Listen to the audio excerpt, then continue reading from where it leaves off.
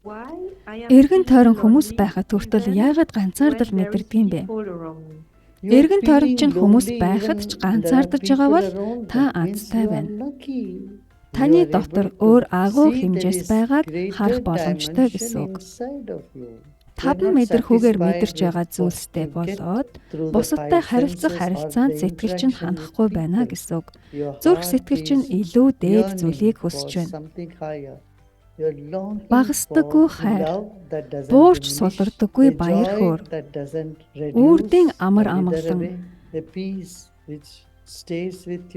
ийм төрлийн үрдийн амьдрал, ганцаардал, хүсэл тэмүүлэл үүнийг илтгэдэг. Үүнд тэмүүлж ийм төрлийн амьдралыг хүсдэг. 5 метр хүүгээс чанагш амьдралыг хүсдэг. Үүнд хүрэх арга нь бясалгал, хариулт нь бясалгал.